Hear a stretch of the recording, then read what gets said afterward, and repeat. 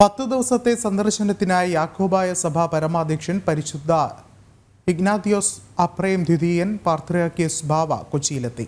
നാളെ നടക്കുന്ന സിനഡിൽ ബാവ പങ്കെടുക്കും. അതേസമയം സമവായ ചർച്ചകൾക്ക് തയ്യാറെന്ന് യാക്കോബായ സഭ അറിയിച്ചിട്ടുണ്ട്.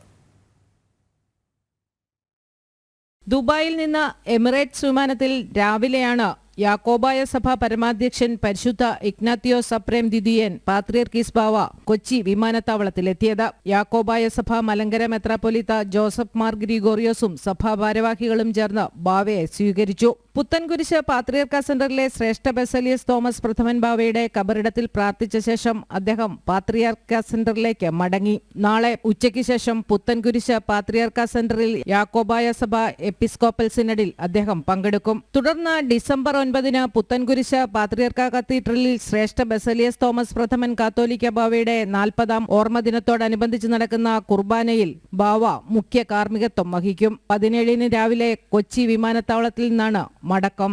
അതേസമയം പള്ളിത്തർക്കത്തിൽ സമവായത്തിന് തയ്യാറായെന്ന് യാക്കോബായ സഭ ഇന്ന് വ്യക്തമാക്കി. ചർച്ചകളുമായി സഹകരിക്കുമെന്ന് മെത്രാപ്പൊലീത്തൻ ട്രസ്റ്റി ജോസഫ് മാർ ഗ്രിഗോറിയോസ് പറഞ്ഞു. ചർച്ചകൾക്ക് സർക്കാർ മുൻകൈയെടുക്കണമെന്നാണ് ആവശ്യം. സഭയിൽ സമാധാനമുണ്ടാവണമെന്ന കാര്യത്തിൽ തർക്കമില്ല. സമവായത്തിനുള്ള ഓർത്തഡോക്സ് സഭാധ്യക്ഷന്റെ ആഹ്വാനത്തെ സ്വാഗതം ചെയ്യുന്നതായും മാർ ജോസഫ് ഗ്രിഗോറിയോസ് അറിയിച്ചു. ജനം, കൊച്ചി.